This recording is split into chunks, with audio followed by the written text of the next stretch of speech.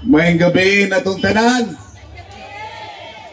Arang-arang kani sayaw mo kuan gusto kanta kaniya. Apato. Pato. Mura ni samot atong gagutom no. Pero kadiyot lang ni ako, gamay lang kay ni ako. Ako si John Blanco, 30 anyos nga broadcaster, kanhi board member ni Dagang Vice Governor ilalom sa HNP 2022 o karon mi barog mi dagan pagka-kongresista sa 1st District o sa Lone District of Davao del Sur kaatbang nako ang nipirma sa impeachment ni VP Sara. Bahala na og tawgon mi bagagnaong nipakita gyud mi ninyo mga taga Davao kay daghan sa taga Davao del Sur maulaw na moangkon nga taga Davao del Sur sila.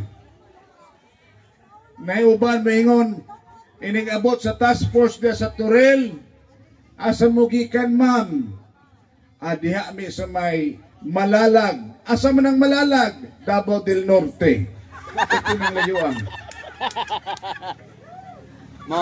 Mauwaw na. Unya doon na pa'y pasyenteng nagtinga gikan sa Digos, gidala sa SPMC. Maulaw po moingon nga taga Digos, Davao del Sur, kay basin kunog tiwasan. Mga igsoon, ako na ang mangayo og pasaylo sa gihimo sa among representante sa Kongreso.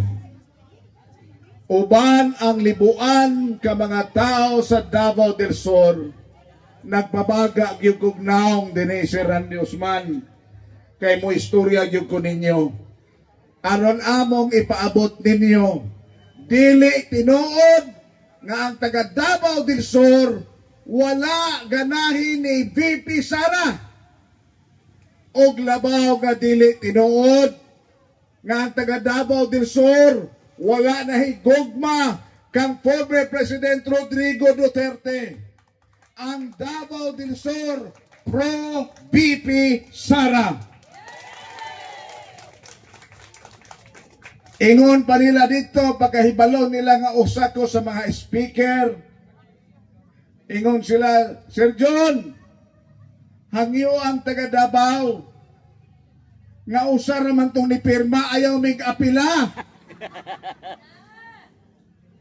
Kay katong among gisugo nga mahimong representante wa to nagdala sa tingog sa katawhan sa Davao del Sur. Tama?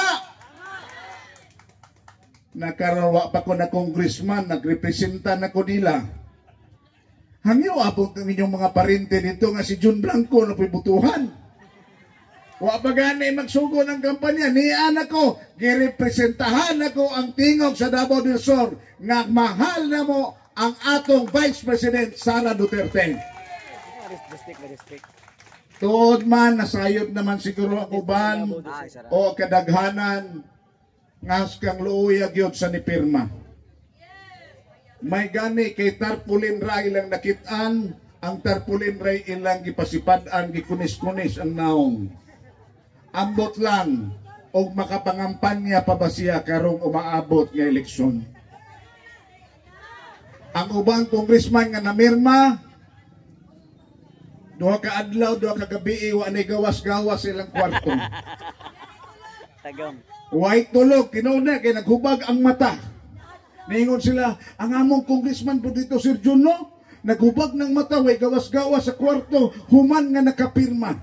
Luoy po no, kung ano man, nabuntagan intawag inihap. Naliman ka. Ha? Nabuntagan ditong inihap. Dako, siguro sinsilyo, siguro kihatag sa taas.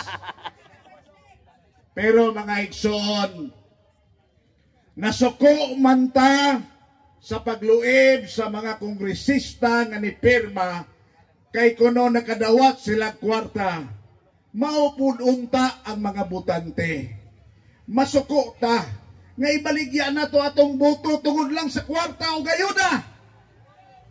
Dili ta mo sugot nga linglahon ta ng ayuda-ayuda kay kanang kwartaha dili malailaha. Ato ana ang kapait pa sa ayuda ang ilista ang ilahara. Kung magsara-sara mo di mo apilog lista. Onya katong na lista pag uli nagbagot-bot imbis 6,000 4,000 lagi paksian pag yun. Purbida ng gobyerno ha. First time ko nakadungog ngayong ani ang Pilipinas. Sa kadapusan akong ipaabot kaninyo sama sa nasabtan sa uban.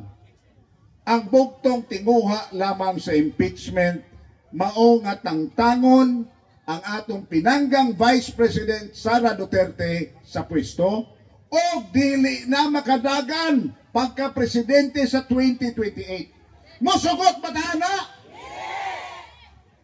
Kaya di manggod nila mapildi o eleksyonahin.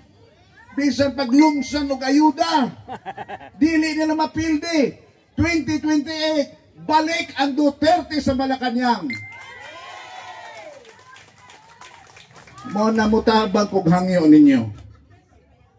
Mga marites maging mong tanan dere. Nakoy kailan rin sa una di maging marites buutan kay ni guwapa kay dalaga pa si Ma'am Ruth Palo. Anong na marites naman ni ron?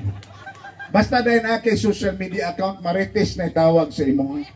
Buot na ko ipasabot, ipahibalo sa inyo ha mga kumare-kumpare ang latest. Kini ang among mensahe. Kung gusto natong proteksyonan si Vice President Inday Sara nga dili ma-impeach, atong i-vote straight ang PDP laban senatorial candidates. Ayaw nagdungagi siya, napay kulang duha sir, napay kulang. Ayaw nagdungagi sila, mandaog pa hinuon tong ilaha. Kinilang atuwa, kung unsay nakalista sa PDP laban, mauray butuhan nato nga senatorial balls. Labi na yun ang mga taga-ato, Senator Bongo, Senator Bato, o Pastor Apollo Kibuloy. Kay taga-Davao na sila. Klaro ni nga taga-Davao nga di magluib sa mga Duterte. Ambot lang to kung silingan sa Del Sur nga no to. Pasti lang nagana, bantog na nihubag ang mata o ginihap. Okay mata, vote straight, PDP laban, aron maproteksyonan nato si BP Sara. Og kung doon na po mo'y mga kongresista giganahan basta uban o nilaban sa mga Duterte, maapoy atong tabangan og boto og ikampanya. Pwede ba? Apil na si John Blanco diya sa Davao del Sur. Siyempre kayo. Hangyo naman na ako, balibad na may kontra. Permente, salamat kayo.